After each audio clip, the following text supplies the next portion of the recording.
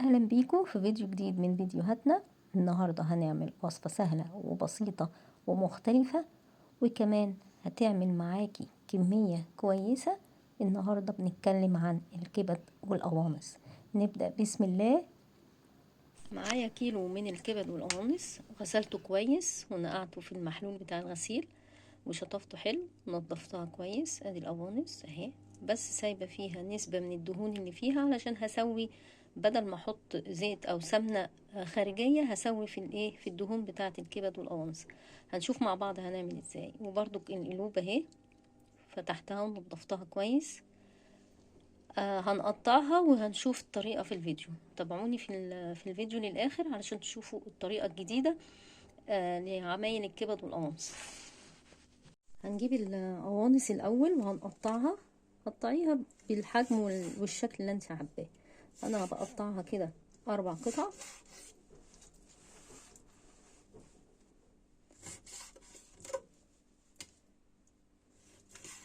وبرضك هنقطع الكبده برضك بنفس الطريقه، نقطعها قطع تبقى بالقطعه دي بنفس الحجم ده كده. وزي ما قلنا سايبين الدهون اللي فيها عشان هنسوي فيها بدل ما نضيف دهون خارجيه.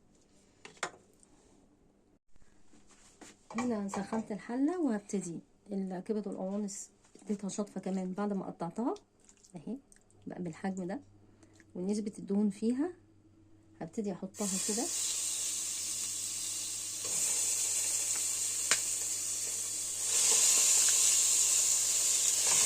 هي من نفسها كده هتنزل الدهون اللي فيها، وهنبتدي نشوح الكبد والقوانص فيها الدهون بتاعتها يعني.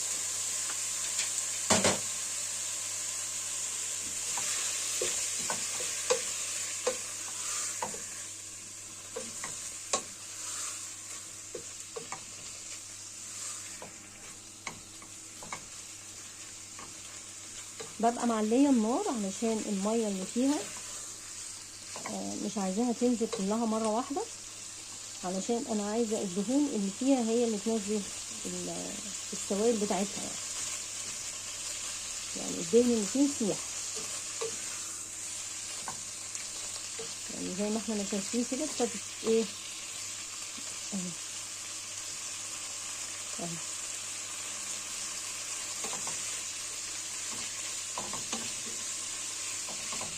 هقعد اشوح فيها واقلب فيها كده لحد ما هتنزل الدهون بتاعتها كلها وتدخل على السوا. هبتدي اروح منزله عليها البطاطس اللي انا مقطعاها، ولما تستوي البطاطس ودخلت في السوا خلاص بروح اضيف عليها الكبد. نشوف كده اهو نزلت الميه بتاعتها وابتدت الدهون اللي فيها تنزل. هسويها في الميه بتاعتها، الميه اللي نزلت منها وفي الدهون، واول ما تستوي تدخل في السوا هروح اضيف عليها باقي المكونات بتاعتنا. تابعوني لاخر الفيديو علشان تشوفوا اسهل واوفر طريقه اقتصاديه على عمل الكبد والقوانص بطريقه جديده وحصريه.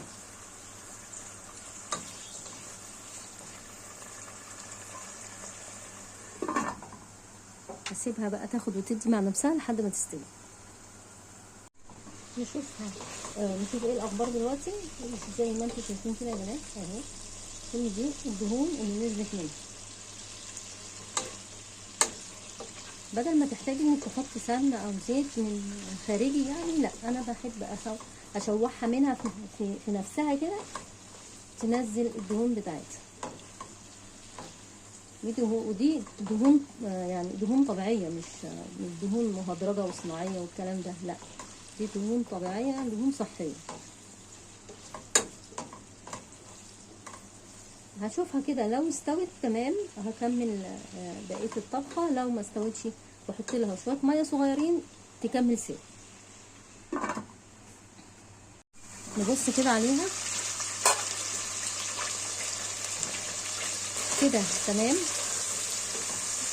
شربت المية كلها، استوت المية كلها ومعانا الدهون بس. هنبدأ دلوقتي نحط البصلاية عشان نحمرها في ايه، في الدهون دي. بصلاية متقطعة، بصلاية كبيرة.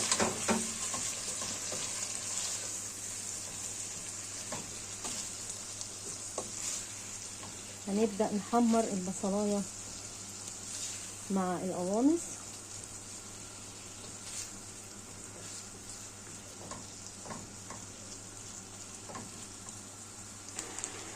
البصلة معايا اتحمرت شوية اهي، شوحت. هبدأ احط الكبد، اشوحها برضو التشويحة في نفس الدهون دي. الكبد اهي مقطعاها برضو بنفس الطريقة.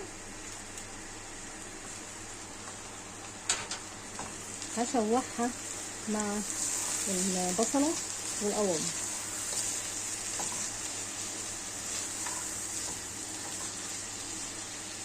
لو وصلتوا لحد دلوقتي في الفيديو يا ريت ما تنسوش تشتركوا في القناة وتفعلوا زر الجرس وتدعموني بتعليقاتكم، لان دعمكم بيفرق معايا كتير، بيخليني استمر.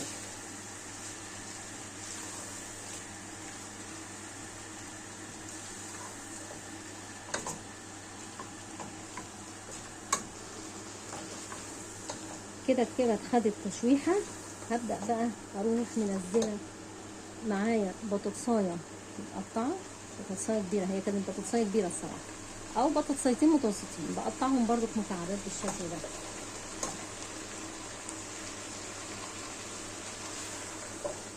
هقلب وهشوح برضو البطاطس.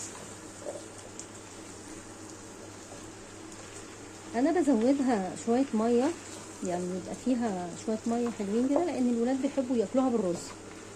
لكن لو انتوا حابين تاكلوها مع العيش او تعملوها سندوتشات، فانتوا بتحطوا شويه ميه صغيرين لحد البطاطس ما تستوي، وتنشفوها بقى من الميه ديت على النار بتقلبتين كده. هي هتشرب الميه بتاعتها وتبقى ناشفه. تعرفوا تعملوها سندوتشات او تاكلوها مع العيش.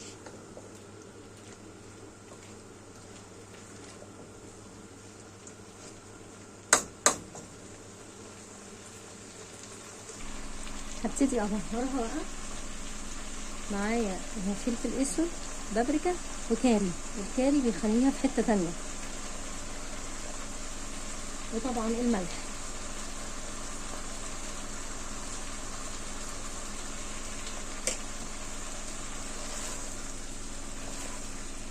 هنقلب كده. دي طريقه سهله واقتصاديه، بتعمل معاكي كميه بسيطه، طريقه جديده. جربيها وان شاء الله هتعجبك وهتعجب كل اللي هياكل منها، ومش هتبطلي تعملي منها.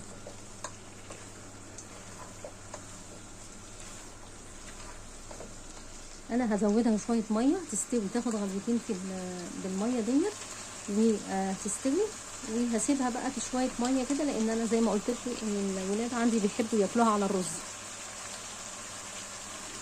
بسم الله.